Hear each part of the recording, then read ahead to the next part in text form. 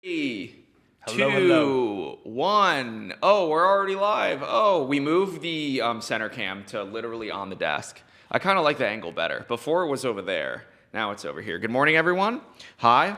Hi, Kelly Cornwell. That's Colin's mom. Hi, Melissa Sheffer, which is my mom. Hi, Jan. Hi, Lakshman. Hi, Nick. Hi, Patricia. Hi, Flunky. An error occurred. Please try again. Is that me on my end? Must be. Yeah, I think so. Hi everyone. Good morning. It's crazy that now this is the second stream within 24 hours, because of the timing, which is pretty awesome. Yeah, we were live yesterday at like 5 with Evie. Good morning, everyone. We are broadcasting live from New York City. I'd love to know where you're watching from. Give us an audio check, give us a visual check, and we will get started. Corn is on the 1s and 2s. Yep, there's the 1, there's the 2, and there's the 3. Okay, my jokes are over. I'm going to stop talking now. Anika, thanks for hanging out this morning. We have been doing a daily live stream every day this week, so this is the third one in a row, in honor of Women's History Month. And I wanted to highlight women engineers at Humane because I think it's important for the entire tech industry to shift in a more balanced way, because right now it's very very unbalanced with No kidding. just mostly dudes in tech, mostly white dudes in tech. So Anika, as I do on this stream, I like to rewind the clock and sort of have you tell your story. Where are you from? How'd you get into this whole programming thing? So yeah, I leave it to you. Sure, thanks for having me. I'm Anika, senior software engineer at Humane. To rewind the clock, I grew up in Michigan, lived there for basically my whole life. Go Blue? Yeah, exactly. Definitely U of M fan. I went to school in North Carolina at Duke. So go Blue Devils. Is there they just won the ACC champs. Is there a rivalry there between Michigan and Duke? No, isn't it North Carolina and it's Duke? UNC and Duke. Yeah. So definitely I'm UNC. go to hell, Carolina. I'm UNC. Oh, yikes. So this will be interesting. Awkward. Yeah, but you're UNC I'm Greensboro, but it's still part of UNC. North Carolina. True. Okay. And True, wait, true. where's Duke? Duke is in Durham. Okay. So they're just like down the street. But UNC Chapel Hill is like the main rival. Yes. That's like where Jordan went to school, and like the baby blue, Carolina blue. That's that school, right? Exactly. Yeah. Okay. Wow. And I started off actually in neuroscience there. My whole family is like a bunch of doctors, and so I definitely thought that I was going to be a doctor. That was always the plan. From when you were a kid. From when I was like a kid, but mostly just because like I didn't know what else to do, and I was like, everybody else is a doctor, so I think Your I'll do parents? that too. Both my parents, my aunt, my brother's at med school, like fucking everybody. Wow. And so that was like the obvious path, which is like unusual, I think, for that to be like the default. Mm-hmm. But that was just how it was for me. So I was very lucky in that way to have like very highly educated parents and parents who really valued like education. Like Evie, honestly. I'm sensing a trend. Yeah, me too. Me too. But I wasn't like really married to the idea of being a doctor, and I thought that I'm definitely a believer that you can do lots of different things and be happy doing lots of different things, and it's just a matter of like choosing one thing and then committing to it and seeing how it goes, and if it sucks then you can do something else. But like there's no like perfect job. You just kind of choose something and then you just go with it. And that's something that my mom always said to me, actually, and it's like one of the pieces of advice that always stuck with me. Which is what? It's like she thinks that like, oh, Starbucks generation, you're used to like picking exactly the perfect combination of things that you want. So kind of like chronically unhappy, like always looking for the perfect thing. And she's like, when I was a kid, there were 4 jobs and then you just chose one of them, and there weren't that many options. And so I kind of try to live by that. But anyways, I had some friends who were going into computer science. I was dating somebody who was into computer science, and just like, oh, that's kind of cool. Like, I think I could do that. So did you have exposure to No, I like knew nothing.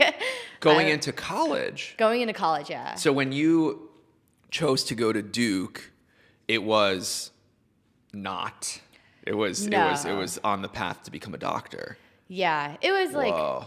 doctor. I'm not really sure. Like liberal arts education, you kind of get exposure to lots of stuff. When did you have to declare your major? End of sophomore year. End of sophomore year. Yeah. Okay, interesting. So I chose like that time. Like I didn't start computer science until like after my freshman year. Over the summer, I started to kind of self-teach some Python, some Java, kind of like expose myself. What was the catalyst for that?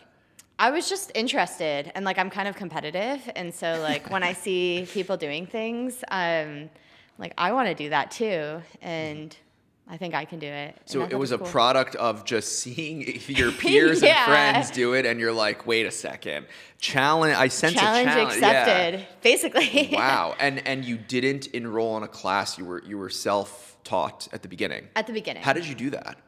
YouTube.com. Just Google. I'm not like big on YouTube actually. Okay. So controversial. reading a lot of documentation and learning that way. There are a lot of online classes that you can kind of self-pace yourself through. So like Coursera has free stuff. A lot of universities will give you access to like different online educational tools. And so, I mean, I didn't really know what I was doing. Like I knew kind of bits and pieces, but I didn't really understand how it all fit together. So truly zero experience. Growing up, you were never... No. You never opened a terminal, never... No. Not at all. And Nothing. did the thought ever occur to you when you were, in high school that maybe computer science is a thing, or no? It really wasn't a thing at my high school. Like there was one computer science class, but like nobody took it. And I just took classes that my friends were in for the most part. So And you went to high school in Michigan? In Michigan, yeah. Okay, wow. And it was a big high school. It was a good high school. Just like I feel that computer science hadn't really taken off at that point, so it wasn't readily available. And so yeah, I took my first computer science class when I was sophomore. In the spring fall. semester. In the fall. Okay. So because I kind of self-taught, I was like, I'm just gonna send it and like jump into not the 101 class, but like the 201 class or whatever, and like see how it goes. And it was fine. So you had a knack for it, maybe a little bit? I mean, maybe. It's hard to say. But I think like I kind of understood bits and pieces, and then the teacher just helped like tie it together with some theory. So I just kind of like saw the forest rather than like all the different trees. In terms of your self-teaching, was it just Python? It was Python and Java. I kind of learned both, which was also like a mistake to try to learn like two things at once. I should have just like chosen one. But what would you have chosen? Probably, well, I think Python's a better beginner language for like a lot of reasons, but this class that I wanted to jump into was in Java. So that's why I was like, oh, I'm going to try to like familiarize myself with Java syntax. Did you have friends in that class, or was more of the challenge? I had some friends in the class. Yeah, and you wanted to send it. Yeah, and I wanted to send it competitive. Yeah. And how'd that go? It went well. Yeah. I was like kind of a good student, so like I did well in the class, and I liked it. I thought that it was interesting, and I was like, I guess I can do this instead of being a doctor. And it was at that point that the decision was made? No more doctor, but computer science? It was a little bit of a crisis, for sure. Okay. The typical, what am I going to do crisis. So actually, when I ended up declaring in whatever it was, April, I actually declared like it was called like an interdepartmental major, where it was like between computer science and neuroscience, because I like didn't want to really commit. And so that ended up being my major. Like it was half and half, which Duke was very nice to let me do that. Did you get to, I know at NYU in particular, I'm sure other schools do this, there's like the NYU Gallatin School where you can like design your own major. Is this something that you kind of did? It's kind of similar. Yeah. There was two different ways of designing your own major, at least at Duke, and it was one was very kind of freestyle, like this is a discipline that like just doesn't really exist, right? Kind of niche. And then there was interdepartmental, which was what I did, where you just kind of take two and you like shove them together. So does that mean you double majored? Kind of, but I did like the easier parts. I like skipped some of the difficult stuff. Did you have a minor? No, I didn't have a minor. So on your diploma, is it a double major? It says, I actually don't know. Okay. That's a good question. What sort of neuroscience classes were you taking if they were like easy? Neuroscience does not sound easy. I took a lot of. I think neuroscience is super cool. It's something that I'm still really interested in. But like cognitive neuroscience is really interesting. Neurobiology. And this is, Anika, how the brain works? Yeah. Like neurons and your synapses and like how the brain works in particular. Yeah, it's kind of, and for neuroscience, you can kind of approach it from a more like, what are the functions that your brain does? The different parts of the brain and how they work together. Yeah, it's like you can either study it from like behavior, like what it does, like what happens when like different parts of the brain are active, or you can study it from a very like biological point of view, where you're like really studying like the chemicals and the hormones, et cetera. And which did you like? Honestly, both. I was pretty interested in both, but cognitive, I think, is more like the behavioral aspect is more applicable to like life, which I like.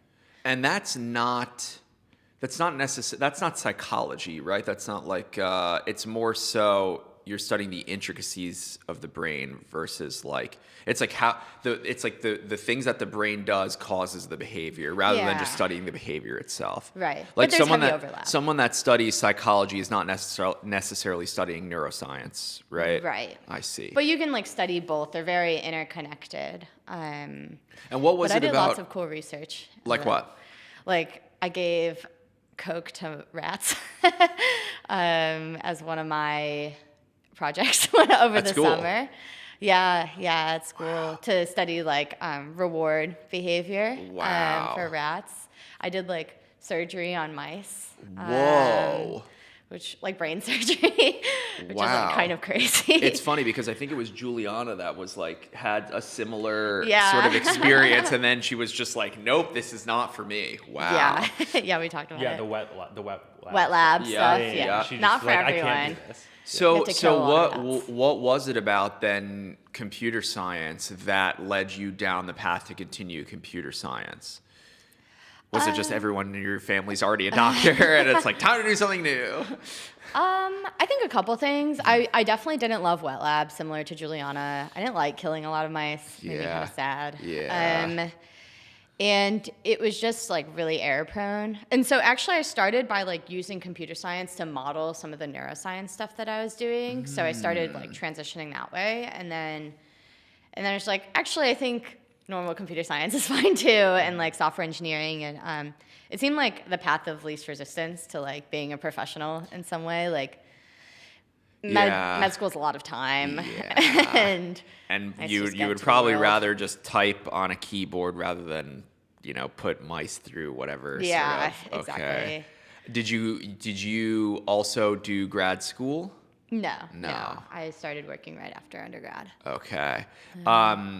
What was the course load balance between the neuro classes and the computer science classes? It was pretty 50-50. To graduate, it had to be pretty 50-50. So even like senior year, I was taking some stuff. Yeah. Did you create any? I just remember Evie yesterday was saying she created this like dress program or like this like I forget exactly what it was, but did you do any projects? I know that when people are like, oh, I want to do computer science or whatever, and the advice I hear a lot is like just build things, make things. Did you make things while you're in school, or was it just like school projects? The side project thing like really isn't for me. I like my job and like I like software engineering, but I'm not the kind of person who like goes home and is like, I'm going to like make this cool thing and like spend all my time software engineering. Like I like to do other stuff too. So, and I was like that in college too, where I studied really hard for my classes, but like I was an athlete, so I did like a lot of sports stuff. And What'd you do? I was president of the club tennis team. So You play tennis? Yeah. Wow. You know, we had a ping pong tournament in San Francisco. Oh, I knew. I was. Were you upset that I was not Jones involved. into? Yeah. I know. Wow. Do those skills, they don't translate one to one, but it definitely helps, right? I think if you can play tennis, you can somewhat play ping pong. But not the opposite, right? I mean, like, you probably have better hand-eye coordination, but I think that it's easy to go from tennis to ping pong, probably. Yes, Ping pong to because tennis, you're on a giant court and you have to move around and it You gets have you to winded, serve. whereas, and you have to serve. Yes. Serving is more complicated. Did you play tennis in in high school too, right? Yeah, I started playing tennis when I was like 4 years old. So I was a tennis player for a long time. So were I was you- really competitive when I was little, like 10. 10 to 15, I was good. That's just who you are, Anika. And Huh? then- Just competitive at heart, yeah. It's a trend. It's in your blood. Did you play like states in high school? Yeah, we won. Holy moly! Okay, wow. And it Yeah. was you that won. Well, my team won. Did you play doubles or singles? I played doubles. I used to play singles, and then I had an injury, so I had to have surgery when I was like 14. So Whoa! But so then you kept playing. Yeah, and then I played doubles because it's a bit less intense. Yeah.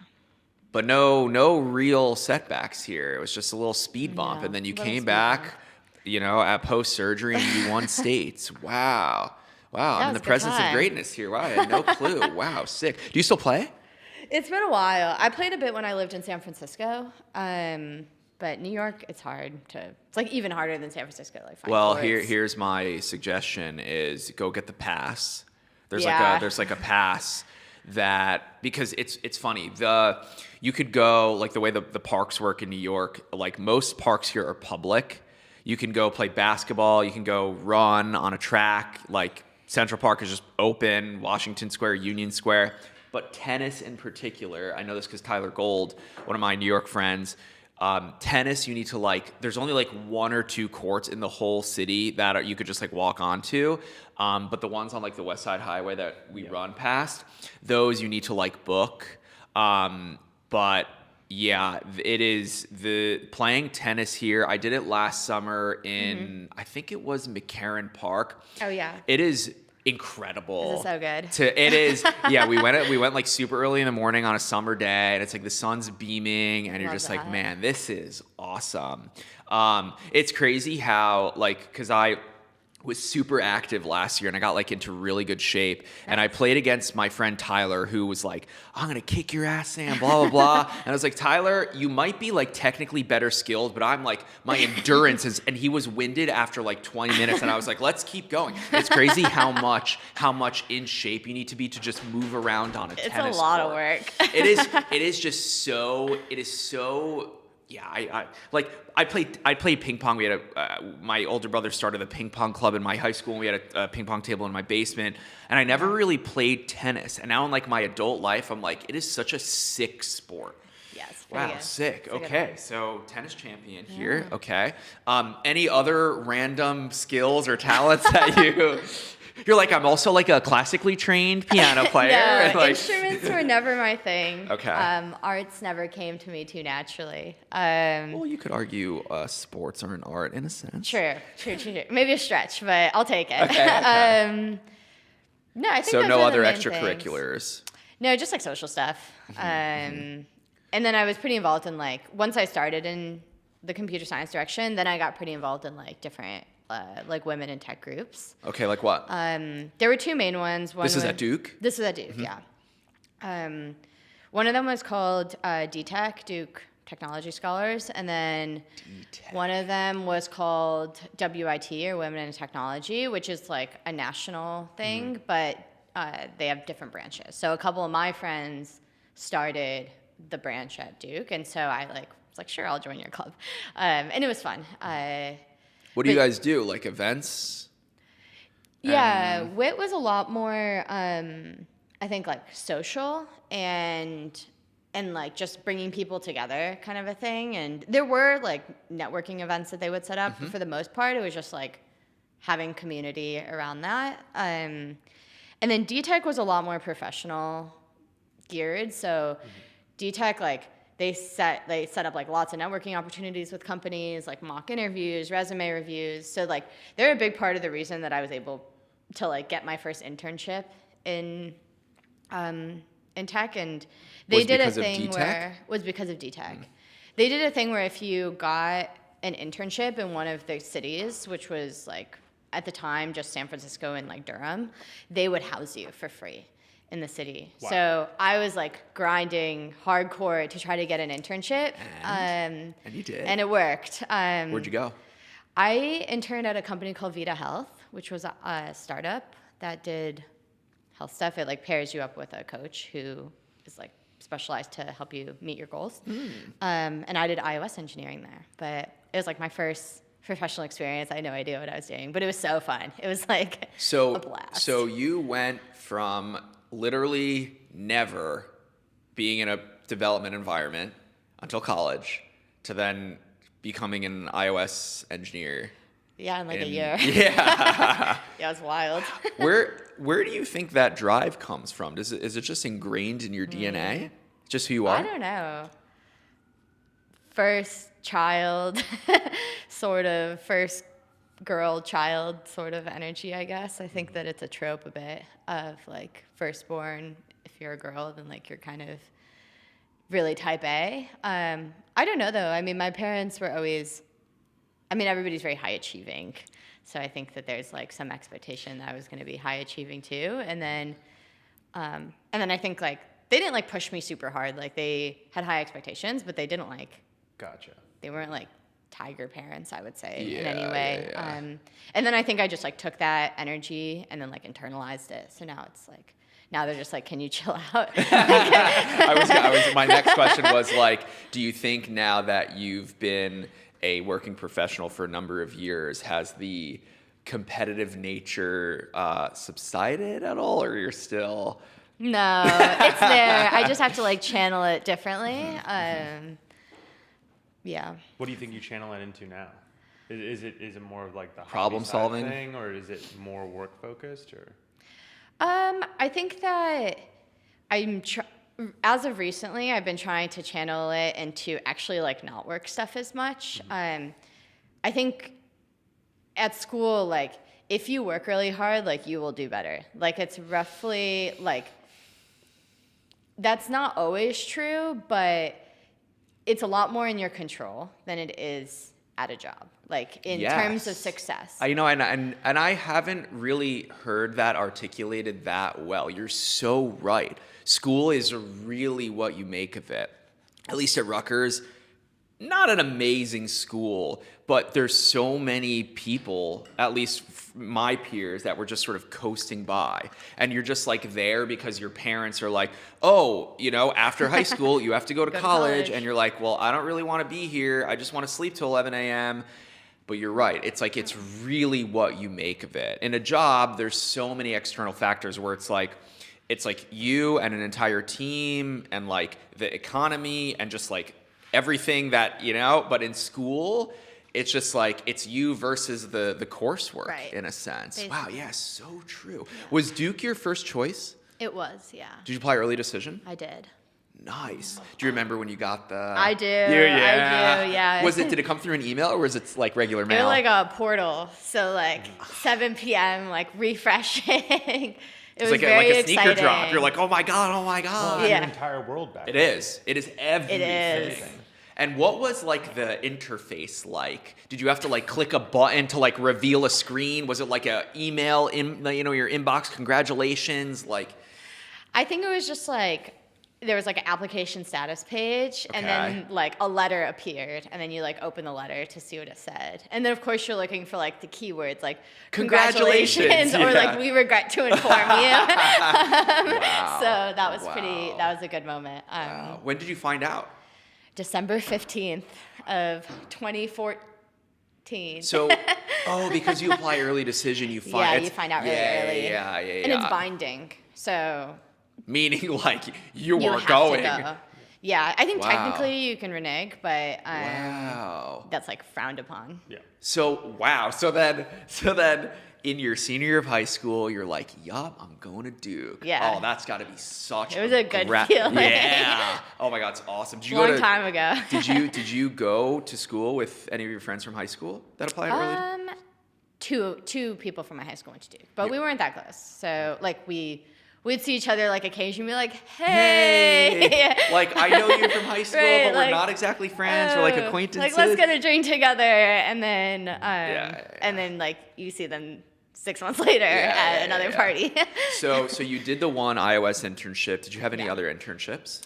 Yeah, the iOS one was after sophomore year, and then I Okay. actually continued working for them for a couple months into my junior fall. Wait, so while you were in school? Yeah, I was working like 12 to 15 hours a week. It was actually like way too much. I was really overwhelmed. But I did that until we like launched the app. And Front end or back end? Front end. I was working on front Okay, end. cool. What does that mean for the viewers? So like the actual app that's on your phone, like the interface that's there, the buttons, like a lot of the actions. The data that's being pulled. Yeah. Okay. The data is usually stored in like the back end in like a data store, and then the front end's responsible for like pulling the data, processing it, and sometimes organizing it, and creating like interactions for the users. So like showing you your TikToks and allowing you to scroll and that kind of thing. Was this a internship that you wanted to turn into a job? Is that why you sort of stayed on? Yeah, I mean, I think every intern like desperately wants their internship to convert to a full-time offer. I was also just like, I really love the team, and I was just like, I want to see this app launch. So that was also a Sick. part of it. But I ended up not returning the next summer, and I worked at Pinterest for the summer instead. Internship, yeah. Did you get that through one of the programs? No, I got that one on my own, which is like one thing I'm very proud of. Like, Yeah. I think the organizations are awesome for support, but I was also very proud to like reach out to a recruiter on my own, go through chart the your own interview path. process, and not have like an expedited process or anything like that. Awesome. And So you applied cold turkey, like yeah. There wasn't I found like a recruiter. There wasn't like a career fair event where all the tables are set up and it's like, here's Pinterest, here's Facebook, here's LinkedIn, here's, you know. I think I went to a Pinterest event. They had like an open house when I was in San Francisco, and I went. So everybody should go to those because you never know what can happen. Yup, we do those open houses. Yeah, we do. We do. we do. We do them here. We do them in San Francisco. Yeah. They're awesome. The energy in there is always so, like, it's magnetic in there. It's so awesome because there's so many smart people in the room. What were you doing at Pinterest? And was it different than the work you were doing at the Vita? Yeah, Vita. Vita. Yeah, it was super different. I got placed on basically like a back end role. So I was basically doing analysis of how we spend compute. So like basically like, you know, Pinterest runs on like a whole bunch of computers basically, and different code is like more and less expensive. And so I was working on like a profiling tool to figure out what code is expensive and what code is less expensive, or what code is memory intensive and what code is but mostly we care about the stuff that is expensive, right? Because then we And so that's not iOS. It is not iOS. It was super different. So I had no idea what I was doing once What did again. you enjoy more, the back end or front end? Honestly, I don't know that I had a strong preference. I think that it was all new. Maybe at the time I enjoyed the front end stuff more because it's like, I think it was like more well defined. But I learned a lot in doing the profiling stuff. So I mean, I'm still a back end engineer, so I never left the back end after that. Gotcha. Were you a Pinterest user? Kind of. Yeah. Occasional fair weather user. Okay. But then you were fully immersed in the product in a sense, right? Because, Pinterest has a lot of employees, and I don't think they all use Pinterest. So, Were you, this was your summer of your junior year? Yeah. And then, okay, so then did you stay at Pinterest during school like you did that other job? No, I did not stay after the internship. Okay. Pinterest, big company, they don't do that kind of thing. And this is in exchange for college credits, right? The internships? Yeah. No, I didn't get college credits. I just got paid. I feel like there's such a strong divide between like paid internships, unpaid internships. Yeah. But wait, if it's unpaid, it's college credits. But then if you're paid, you don't get college credits. So you did paid internships. Yeah, I don't know if I even had the option to get college credit for an internship. So yeah, I got paid. Which was And that nice. wasn't a requirement for Duke for the students to go. Interesting. No. Did you have that in school? It was liberal arts. It wasn't Yeah. like an engineering track. Yeah, but I Right. feel like engineering, most. I feel like that's pretty normal, or anything like Right. hard science, but soft Yeah. sciences, it was like unpaid internships. Yeah, that no, were I just feel like paid. some schools require you at least during one semester to have or get an internship. Yeah. You know, or maybe I think it don't- depends on. Yeah, I guess it major. depends. Depends on the how major. probably like progressive or industry oriented the computer science. Yeah. Okay, so Part of what other programming classes did you take at Duke? I took. What else did I take? I took like a logic class, which is like very theory. It's kind of a math class. I took computer architecture, where you learn like kind of how computers work at like high level, lower level than I'd learned before, but kind of got Like rudimentary ones and zeros, fundamental, Yeah, like gates, like and- building circuits. Yeah, to build yeah. a circuit, Logisim. Oh man.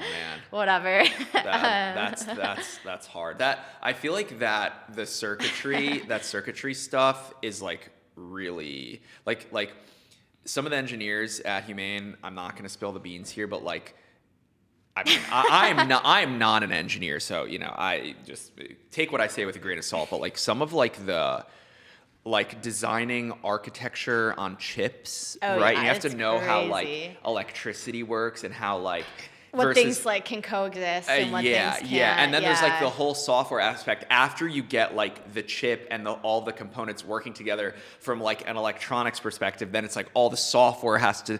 Yeah, it's pretty crazy. It's nuts. It's really crazy. It's wild that computers work at all, honestly. Like, It like really- how did that happen? There's all these TikToks. It's like someone is just like on the beach and they're like, we made Bluetooth out of this. You know, it's like just from nature, right? Like, It's Crazy. like someone took a rock or whatever, like I guess silicone or silicon or silicon, however you pronounce it, is like it's a naturally occurring element, right? And so like someone figured out how to just like plug electricity into that, and now we have computers. Yeah, that's the abridged Basically, abridged history of how computers came together. That's how the Mac came about. Yeah, exactly. So after Pinterest, senior Yeah. year, you graduate school. How did you get your first job? I just had a return offer from Pinterest. So I graduated a semester early from Duke, so I was going to ask. I had a feeling you graduated early, and there it is. Okay, you graduated early. Yeah. Wow, even with you were doing school and a job, and you still graduated early. That is insane. I know. Wow, we should play tennis. we should play tennis. You would kick my ass. Wow. Okay, so then I chilled my last semester. I only took 2 classes. I took a poetry class and a computational genomics class. Wow. The genomics class was so hard. Wow. So you weren't working yet, though. I was not working yet, so I was just chilling. Did you accept the offer? I did accept the offer, yeah. They didn't really give you a lot of time. That's the annoying part about these return offers is they only give you like 6 weeks, which is like sometimes even less, like 4 weeks. And you're just chilling senior year, taking a poetry class, and Yeah. then a really difficult, what did you say, genomics? It's like genomics, so like Genomics. modeling your genome with computers. Oof. It was really hard. That was not a Is chill that class. a computer science class, or that a neuroscience class, or It was like all of it. Like biology, neuroscience. was that one of the hardest computer classes science. you took? Probably. Wow. Yeah. It's the worst grade that I got. Was Well, you're on your way out. Too. Yeah, Like, yeah. I got a Okay. job what offer. was a more liberating feeling, like knowing that you were going to Duke while you were a senior, or Oh, knowing that gosh. you had the Pinterest job while you were at Duke? Probably the Pinterest job. I felt that like that was the end of the tunnel to some extent. Not that like education is this dark tunnel, but like, Yep. it That felt was the like ultimate goal, right? That's the goal. You're working hard in high school to Yeah. get into college, and you work hard in college to get a job. Yeah, and there's more unknowns, I think, like in like real life, being an adult, you know, like living somewhere else. Like And I was that's- going across the country. Yeah. And it feels like the consequences of like doing bad in school are way less than the consequences of like you have a job, you're getting paid, people are depending on you. Yeah, While you're real like life. in school, in school it's like someone's paying a shitload of money for you to be there, and it's like it's on you if you screw it up. Yeah. Right. Yeah. Wow, that's cool. Yeah. You moved from Michigan or from North Carolina to Bay Area. So I was living in San Francisco. in SF proper. In SF proper. Where in yeah. San Francisco? Mission Bay. Okay. And you were there working at Pinterest. They have an office in San Yeah. Francisco. Right by the Caltrain. So does that mean you walk to work? Yeah, I did like an 8-minute walk to work. Oh my God, It's really nice. so great. Such an Yeah. underrated thing. Just like I'm pulling the lens way back. Being able to walk to work. Like Oh yeah, I missed Evie it. was saying yesterday, her commute to Apple was like an hour and a half there, an hour and a half back. And it's like, Brutal. you're spending 15 hours a week just, it's nuts. Yeah, I mean, And you then- have to like work on the thing. Otherwise, it's just like, what are you doing? Yeah. You just make it part of your workday. You're saying you should like be doing work while you're... Or you got to do other stuff. Yeah, you it's gotta like, do oh, something. that's when I like read, or that's when I like call my mom, or that's when Sure, I listen to yeah. podcasts, you know? Yeah. I like this common thread of like just the work-life balance that you've had since the very beginning. It's great. I guess you said your parents instilled that in you. Like it's like work is work. Yeah. I think that they did pretty well at separation between the two. Like my mom worked part-time when we were kids. But yeah, recently I've definitely been trying to like find out of work things to do. Just like socializing things. Yeah, or like even beyond that, like I did a level 1 sommelier course with my boyfriend recently, which was so fun. So we like got to, like I would get home from work and we like pull out the wine and we're like, oh, it's like time for our tasting of the week. And we just took our final like a couple weeks ago. How difficult is that? Level 1's not that difficult. Okay. But I know like being like is it like a master's somm? Yeah. Isn't that like really That's hard? There's really only so difficult. many people. What is this exactly? Sommelier is like wine expert, I guess. Like, What does that mean to be an expert in wine? like if you go to a restaurant, right? There's Yeah. like a sommelier who like knows all about the wine and serves you wine. It's like a discipline. It's like a whole thing. Like the history, where things come from, Yeah. like where, Oh, the these- blend. The grapes. These The grapes blend, were the region. fermented for 45 Yeah, but it years. matters. And this, Like soil. Exactly. differences and are, like, it everywhere. rains. It's like- It rains in the I- pH of the water in the rain, like literally that stuff. Yes. Well, yeah, we didn't do that in level 1, Okay. but there's 4 levels at least for the. It was an international program that we did, so it's like internationally recognized or whatever. But there's 4 levels. Level 1's like super easy, and then I think level 4 takes like years. And then if you complete level 4, like you get to put letters after your name, like a PhD kind of a Yeah. thing. But obviously it's not a PhD, but it's pretty sick. That's why it's a real deal. It's a like big really deal. hard. It's a big deal. It's very hard. There's a lot of science Yeah. and history and it's a big deal. So there's people that go to school, they go to med school, they do the residency, and they get, MD or PhD or whatever. And then there's some people that go, yeah, this wine, let me go, that is the fresh, yeah. And they go, yep, I get letters next to my name also. Yeah, they go WSET. Yeah. What sort of like, on a scale of 1 to 100, 100 being level 4 expert, do you think that you went from 0 to 1 with now your experience? You 5, 10%, something like that? I'm not, maybe. I guess like you get some basic knowledge. It's like building blocks, And so I think we have like the very basic kind of thin base layer of what you need to study wine. And maybe we'll do level 2. And I think that's like a bit harder probably. Are but you a wine connoisseur in particular, or just... You just I wanna like learn? wine. Okay. And like I've been to Napa a bunch of times when I was in the Bay Area.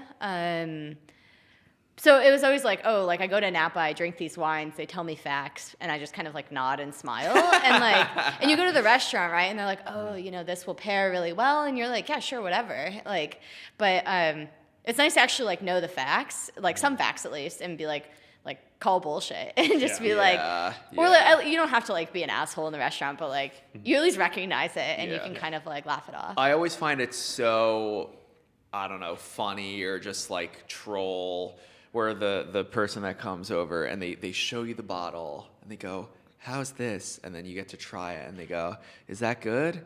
And like, I feel like 99 out of 100 times you just say, yeah, it's good, right? It just depends on who you are. And I think you're not a big wine person. I'm not that's a big wine apparent person right now. So So the other reason they do that is to check if the wine's corked. Like, it's not just if you like the taste of the wine, it's also letting you evaluate whether your wine is fucked up. Interesting. And meaning like if it's fresh, or is it like... Wine can get like corked where it basically goes bad and it tastes like kind of sour, like really astringent, like the color is off, maybe it's like hazy. And so like it's not only just to be like, do you like the actual wine? It's also like, I'm letting you verify before you buy this bottle that it's like a good bottle. I see. There's a funny comment. Scroll up. There was a funny comment. I saw it in the corner of my eye. It was like, Michael says, I enjoy pretending I know anything about wine when they bring the bottle to the table and they ask you to try, like, what are my options there? Yeah, exactly. Yeah, exactly. Yeah. Exactly. But some people do want to know. I mean, yeah, if you're buying like a $400 bottle That's of wine true. at dinner, it better be good. It better be good. That's true. Yes. Yeah. But also the history behind all this stuff is very interesting. Like, and people spend tons of time getting into the weeds about like where the wine's from. Like, somebody's taking the time to make something very good. I can relate to this from the whiskey department. Like, drinking a Jack Daniels is very different than drinking like There a you Japanese hibiki or something, you know? Everyone's got their thing. Yeah. I don't know. Just wines for me, there's literally a billion variations of wine. You know, you go to Napa and you're drinking wine that only exists in that fucking Well, it's the one. same thing with whiskey. Yeah, it is. But that same notion doesn't exist for whiskey, where they go, is this okay? They don't show you the bottle of whiskey. There and are they go, whiskey courses. You can take whiskey courses. Yes. I don't want to sound like I'm shitting on wine. I just find you do. I just find the culture around it is so funny. I don't even know how we got on this topic. I'm going to open it up to the chat real quick. We have like 15 minutes left. Sure. If anyone has questions for Anika. Someone was saying, Flunky was saying he was watching your building actionable code ownership video. Oh, hell yeah. Before this. Do you want to talk about that at all? Sure. This was a talk that I gave at SRECon. I hope that was right. There, at SRECon like 2 years ago or something. It was one of the projects I did at Pinterest. And What is SRE? SRE, is a site reliability engineer. So at Pinterest, we never really got to this point in my story, but I transitioned from back-end to being a reliability engineer. What does that mean?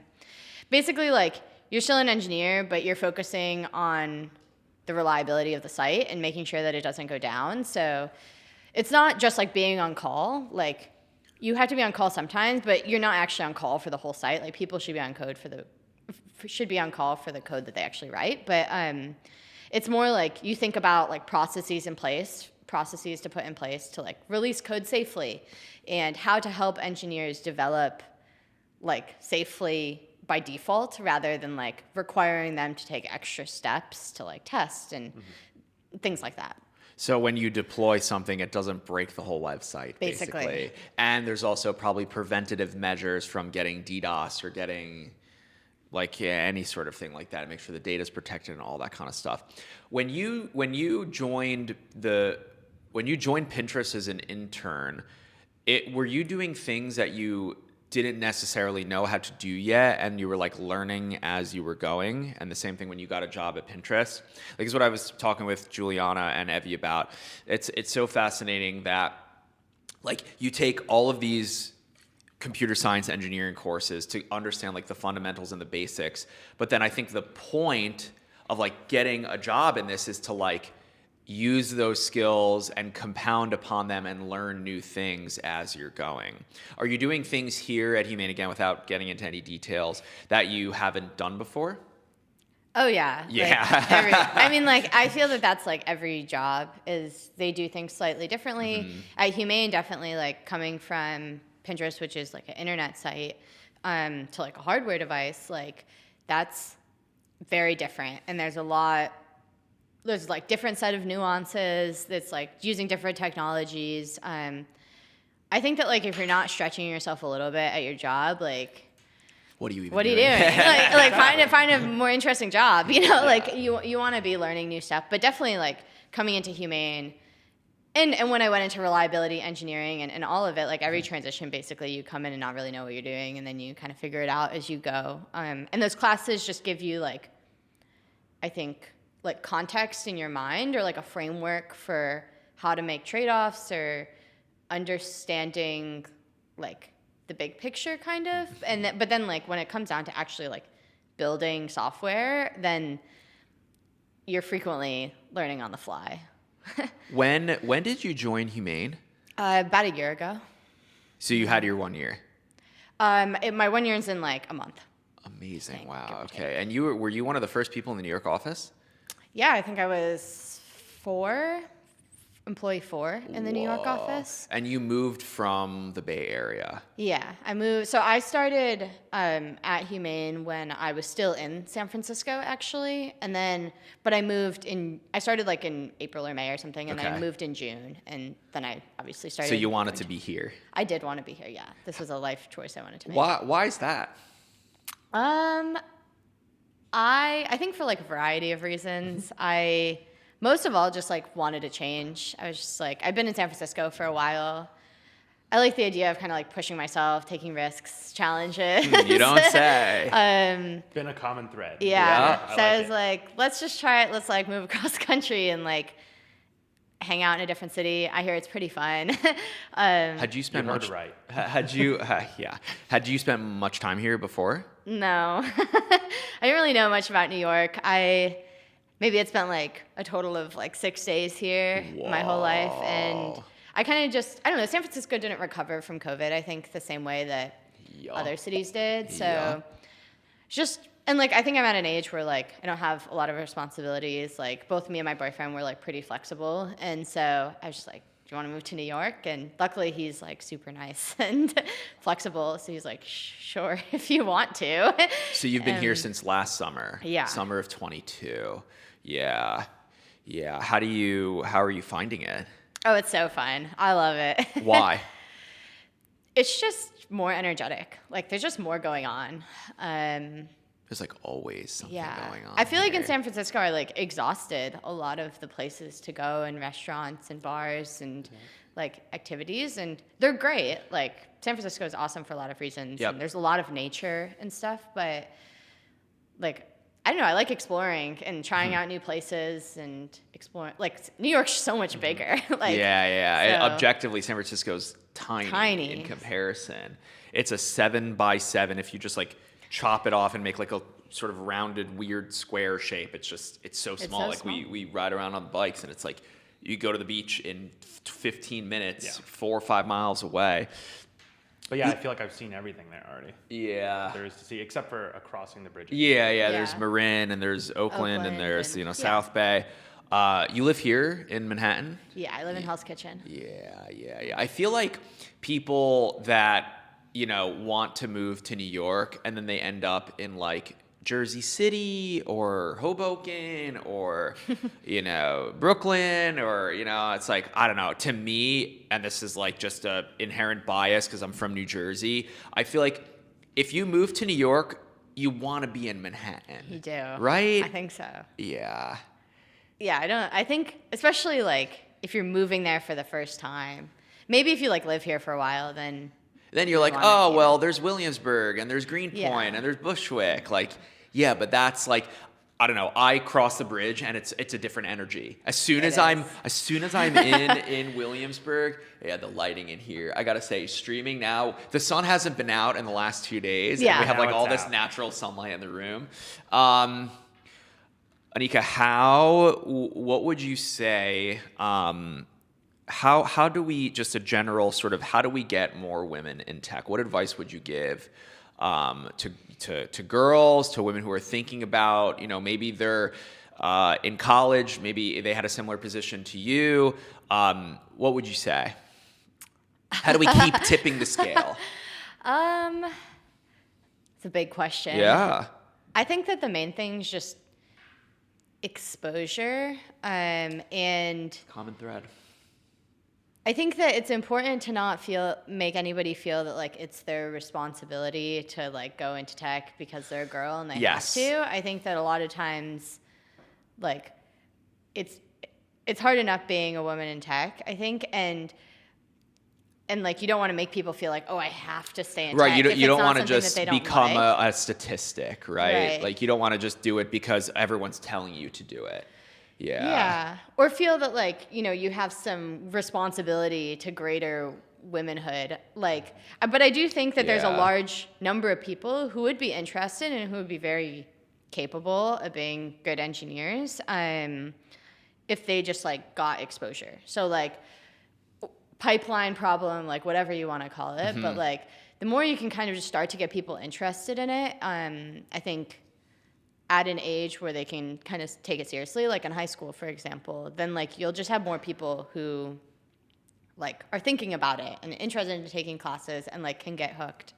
And then I think the other main thing is, like, having role models and seeing women in tech who, like, have made it. So things like this, or other kind of, like, broadcasty or sort of things where, like, you can show that it's possible to be successful, and that, I don't know, women create, like, kind of a different energy for each other when they're in the same room. Like, I love working with my male coworkers, but definitely, like, when I'm hanging out with just women, it's just, like, a different energy, different environment. And so it's nice to, like, have that energy sometimes. So, like, hiring is so important. And so, like, I think every company needs to make sure to have, like, senior women engineers. Otherwise, junior women engineers will come in and be like, there's literally nobody here. And it's like, where do they go, right? Like, where do the women engineers go, right, after they come in? Because actually, like, at the junior levels, it can be pretty equal. But it actually gets really, really thin in the more senior levels, like, if you break it down by level. And fascinating. So really focusing on, like, hiring senior women, keeping senior women, making sure that they're rewarded properly, like pay gap stuff. All of it's important. Like, there's no one single solution here. It's just everybody has to, like, try. Are we heading in the right direction in terms of, like, you've been in the space for a while? I hope so. I mean, I think that, like, change is not going to be, like, on the scale of 5 years or even a decade. Like, it'll probably be like decades, right? Because, like, a few generations. Like, hopefully we're properly, like, exposing, like, young women now, right, who are, like, 10 or 12, and, like, in 10, 15 years when they're looking at jobs, like, they'll be hopefully getting more into tech. And, the junior women who are entering industry now, like, will be hopefully, like, tech will be able to retain them and they'll be senior and it'll be, like, just a bit more equal. But I do hope we're moving in the right direction. There's definitely a lot more visibility around it. Yeah. But words are just words, right? So, like, people need to actually, like, do stuff. Yeah. Okay, any question? Let me scroll up a little bit. Yeah. Ramon, you rewatched the stream. Anika gave her answer. This is kind of good and topical. Yeah. Well, I mean, it might be a little bit. What is the most exciting thing you were seeing in the tech space right now? Ellery asks. I mean, I think, like, AI is the obvious example. Yep. Like, I think ChatGPT, like, all of that is the most hot thing right now, and I think that there's a lot of opportunity there, and it'll be, like, interesting to see whether it fizzles. And I mean, ChatGPT is basically like a child who knows all the facts of the internet, but isn't able to make like knowing kind of like give answers like with the greater understanding, right? And like string together facts in like a wise way. Like it has no wisdom, if that makes sense. It's just a child that knows all the facts. And so whether we're able to kind of like get beyond that and do something like really meaningful with it, like as a society, I think will be interesting. Feels like we're on the precipice of something pretty big. You know, it feels like, I mean, I was a kid in, you know, the early internet days, like 1995, 6, 7, 8, 9. And then it feels like it took another 10 years before like modern web, you know, and then it became mobile pretty quickly. But now it's like, it's 2023, you know, like what does the internet look like in 2030? Yeah. You know, and like what, it's not crypto. what sort of, what happens to technology as time progresses? Yeah, I was gonna say, like, is this AI hype warranted? I think the answer is a resounding yes, it is.